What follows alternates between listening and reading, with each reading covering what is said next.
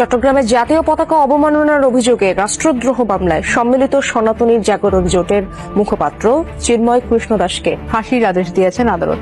দুপুরে Chittagong metropolitan magistrate কাজী শরীফুল ইসলামের আদালত এই আদেশ দেন। দর্শক, চট্টগ্রামে আইনজীবী সাইফুল ইসলাম আলিফ হত্যায় চট্টগ্রামে চিন্ময় কৃষ্ণ দাসে ফাঁসির আদেশ দিয়ে বন্ধুরা, বাংলাদেশের সাম্প্রতিক ঘটনাগুলোতে আলোচিত ও সমালোচিত একজন ব্যক্তি চিন্ময় চন্দ্র দাস।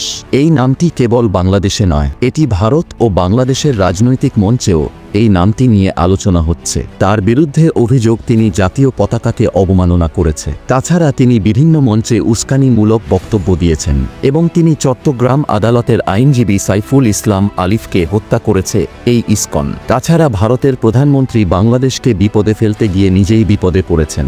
বাংলাদেশকে নিয়ে একের পর এক ষড়যন্ত্র করে যাচ্ছে ভারত। তাছাড়া চিন্ময় চন্দ্র দাস মোদির পার্টি হয়ে কাজ করে থাকে। ভারতে যেহেতু উগ্র হিন্দুত্ববাদীর সংখ্যালঘু মুসলিমদের ওপর নির্যাতন করছে, তাই বাংলাদেশেও একই রকম সাম্প্রদায়িক পরিস্থিতি আনার জন্য ইসকন বাংলাদেশি মুসলিম বিরোধী বিভিন্ন কাজে উস্কানি দিতে থাকে। এছাড়া ইসকনের বিরুদ্ধে পোস্ট বেওয়াই সিলেটের আরেক মসজিদের ইমামকে প্রাণে হত্যা করে ইসকন সন্ত্রাসীরা। রাজনৈতিক বিশ্লেষকদের অনেকেরই ধারণা, ভারতের হিন্দুত্ববাদীদের নির্দেশনা অনুযায়ী 2030 সালের মধ্যে বাংলাদেশে বড় ধরনের সাম্প্রদায়িক দাঙ্গা শুরু করা ইসকনের অন্যতম প্রধান লক্ষ্য। এজন্য তারা তাদের মন্দির, ঘরবাড়ি এবং ব্যবসা প্রতিষ্ঠানে হামলা করে মুসলমানদের ওপর দায় চাপিয়ে দিচ্ছে। তাছাড়া আপনারা জানলে অবাক হবেন, এই চিন্ময় এতটাই ভয়ঙ্কর, সে দর্শন থেকে শুরু করে শিশু বলাৎকার, এমন কোনো অপকর্ম নেই যা ঘটেনি এই কুলাঙ্গারের দ্বারা। গত 28শে নভেম্বর আইনজীবী সাইফুলকে হত্যা করে চিন্ময় চন্দ্র দাস।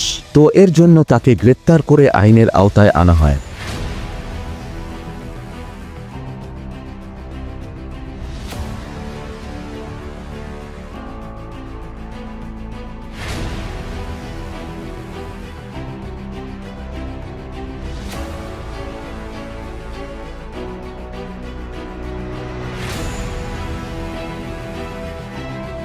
তাছাড়া আদালতের কার্যক্রম অনুযায়ী চিন্ময় চন্দ্র দাস জাতীয় পতাকাকে অবমাননা করায় এবং চট্টগ্রামের আইনজীবী সাইফুল ইসলামকে হত্যাকাণ্ডের ফলে তাকে ফাঁসির হুকুম দিয়েছে আদালত। চট্টগ্রামে জাতীয় পতাকা অবমাননার অভিযোগে রাষ্ট্রদ্রোহ মামলায় সম্মিলিত সনাতনী জাগরণ জোটের মুখপাত্র চিন্ময় কৃষ্ণ দাসকে ফাঁসির আদেশ দিয়েছেন আদালত। দুপুরে চট্টগ্রাম মেট্রোপলিটন ম্যাজিস্ট্রেট কাজী শরীফুল ইসলামের আদালত এই আদেশ দেন।